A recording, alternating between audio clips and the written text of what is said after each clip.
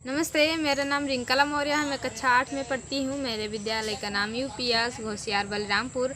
आज मैं मीना की कहानी सुनाने जा रही हूँ। बचपन में मीना जब 15 साल की थी तो उसके गांव में बाढ़ आ गया था। उसके घर में कुछ भी खाने पीने के लिए नहीं बचा था। उसका घर भी गायब हो गया था उसी बाढ़ में। वहाँ मीना और उसके पूरे परिवार उसके बुआ के यहाँ शहर गए। जब वह अपने बुआ के घर सारे परिवार पहुँचे तो उसकी बुआ वहाँ पर नहीं थी, वह अलग कहीं चली गई थी।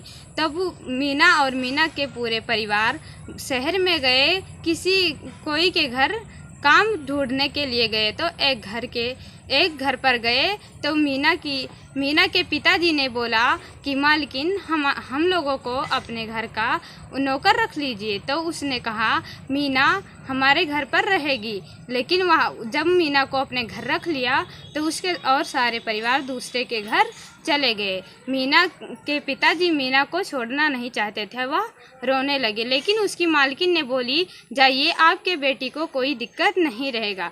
जब उसके परिवार वहाँ से चले गए तो मालकिन ने मीना को बहुत दिक्कत देने लगे, उससे बहुत सारा काम कराने लगे।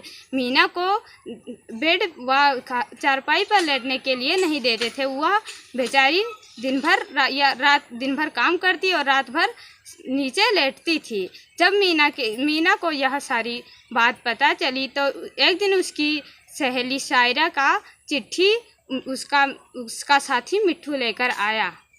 जब मिट्ठू शायरा का चिट्ठी लेकर आया था तो उस चिट्ठी में मीना के सारे हाल चाल के खबर लिखे हुए थे। तब मीना ने फिर दोबारा चिट्ठी लिखकर मिट्ठू के हाथ से वापस किया। तो शायरा ने जब मीना का चिट्ठी पढ़ा तो उसमें मीना की सारी दिक्कतें बहुत सारी लिखी थी। तो मीना की सहेली शायरा ने उसके पिता को यह खबर पहुंचाया। तब मीना के पिताजी ने जब मीना से मिलने आए तो उसकी मालकिन ने दरवाज़ा खोली और बोली कि आपकी बेटी ठीक है, वो यहाँ पर नहीं है, वो बाजार गई है। तब उसके पिताजी ने बोला मैं थोड़ी देर रुक जाता हूँ। तब मीना की वो मालकिन जो थी वो बोली कि आपकी बेटी को अभी देर लगेगा यहाँ पर आने के लिए। मीना की मालकिन ने बोली आपकी बेटी बहुत आराम से है, आप जाइए, किसी और दूसरे दिन आना। उसके पिताजी ने वहाँ से चले गए तो मीना छत के ऊपर से झांकी और अपने पिताजी को आवाज़ लगाई। वहाँ से वो रोने लगी। तो उसके पिताजी ने फिर वहाँ से वापस लौट आए और बोले मीना हमारी छत के ऊपर है। तो मालकिन ने कहा उससे झूठ बोली कि आपकी बेटी बाजार गई है, वो कोई दूसरी लड़की होगी। तो उसके पिताजी ने वहाँ से चले गए।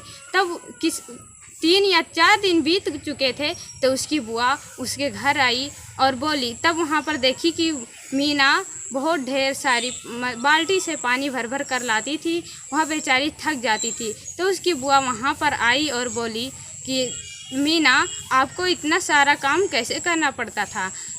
मीना ने कहा बुआ जी आप अपने घर नहीं थी तो हमारे सारे परिवार दूसरे के घर काम करने के लिए लग गए थे।